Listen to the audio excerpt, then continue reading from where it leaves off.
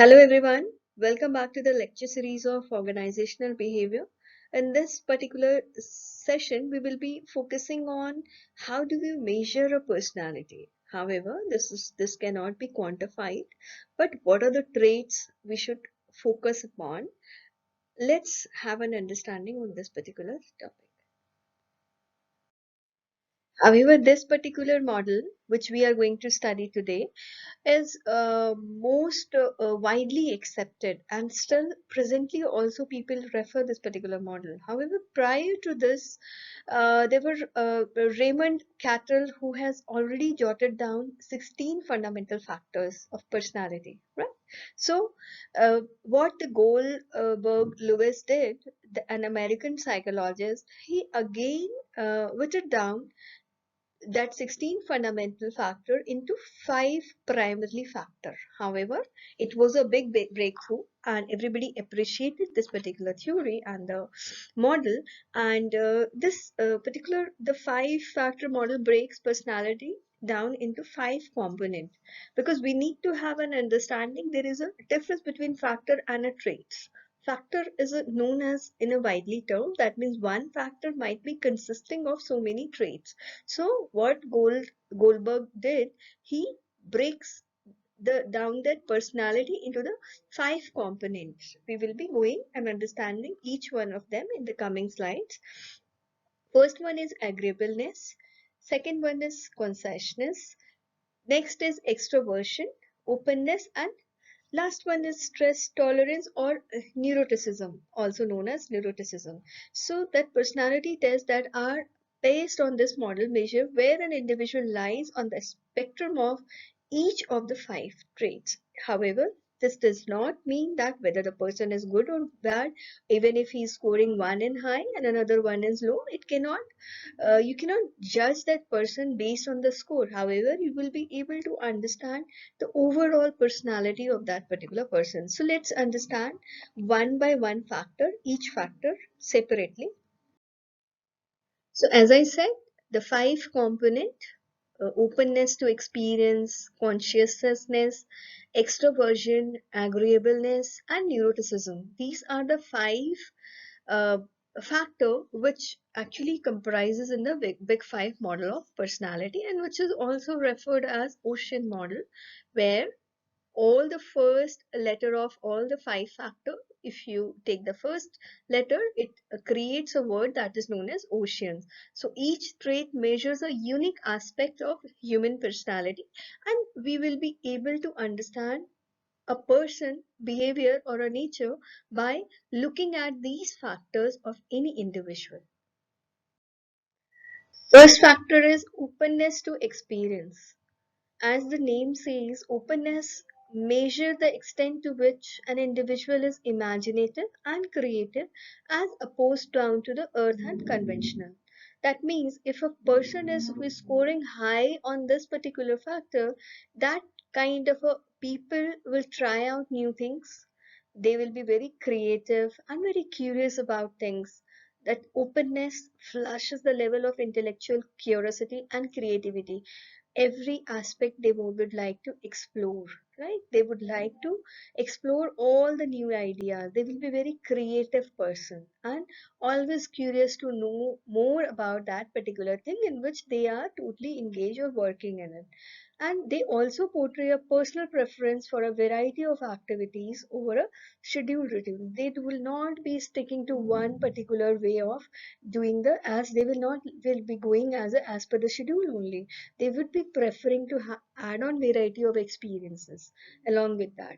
So in conclude, we can say that it is basically the extent to which an individual is original and has immense interest, and they are always willing to take risk for the new opportunities and to experience something new. So these kind of a person, whoever is having high on this particular score, they will be always open for new experiences.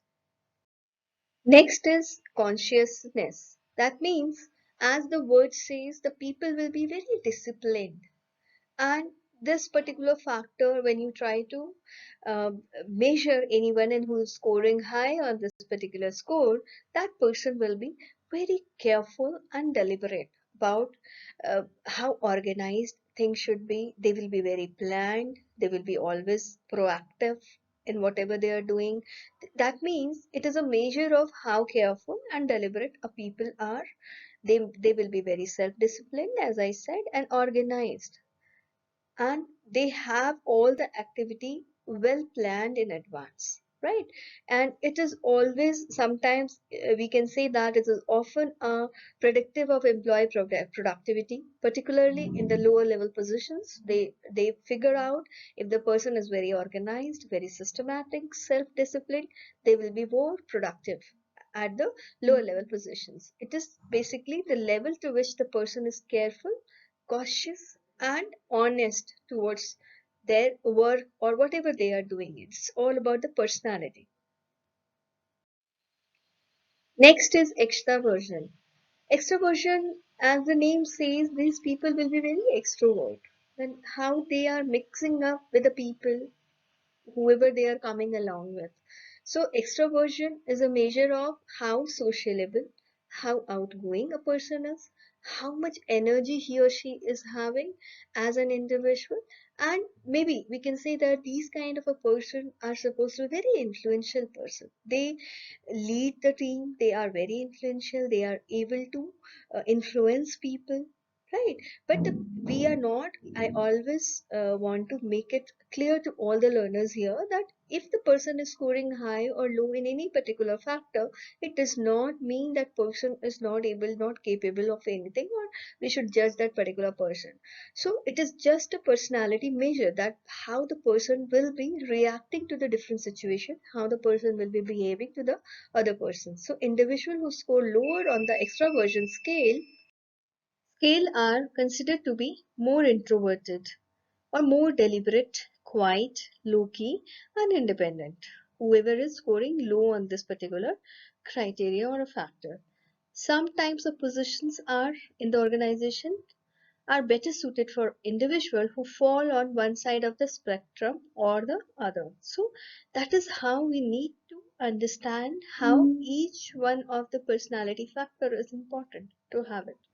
So we can say that positive energy, positive emotions, confidence, social ability, and tendency to explore, stimulation in the organization with others, and talkativeness is extraversion. That means how the person is getting along with the other person, how much he is able to make other work for the organization, how confident that person is, how sociable that person is, and full of energy. These kind of a person or a factor, if a person is scoring high, that means they are having this particular factor, that is extraversion. Next component is agreeableness. This means, as the name says, it is a measure of an individual's tendency with respect to social harmony. That means how people are being compassionate, cooperative, and working in a team or a group instead of being very suspicious or not cooperative towards each other. It is a basically a method of measuring one's the trusting and the helpful nature. That means if a person is scoring high on this particular score, that means people trust that particular person easily, and he will be very helpful in whatever is the circumstances or situations, right? And it, whether a person has a bad temper or not, it's not about that. It is all about it, how friendliness a person is or compassionate with analytical and detached nature. In a simple word, it is a tendency to get along well with others. How nicely you behave with the people, how adaptive you are able to mix up with the irrespective to the person he's with a bad temper or he is a very nice person, you are going to get along with that particular person very nicely.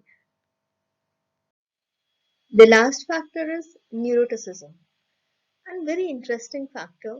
It is also known as emotionality, how emotionally stable you are as a person, as an individual, how you measure your stress, how you manage your stress, and how much you are going to score on this particular component.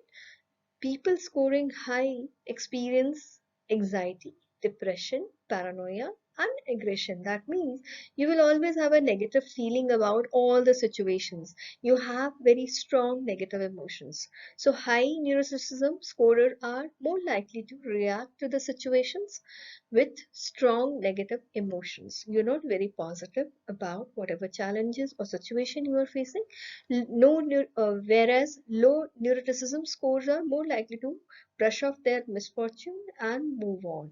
If you are scoring low on this, that means you are not bothered about the situations. You do not encounter the situation as a negative emotions.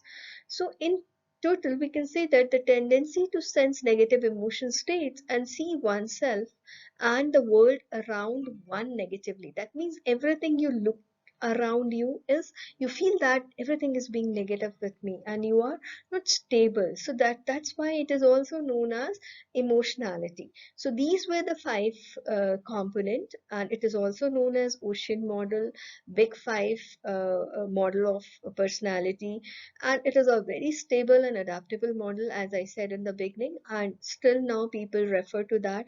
And if you look at any person, you will feel that out of these five traits or a factor, people do possess all these qualities on an average, and you just need to have an understanding who is scoring high on which component, so that you will be able to make out how the person is going to behave in a particular situations or a circumstances.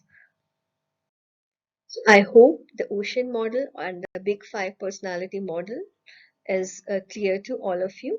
Thank you so much for joining.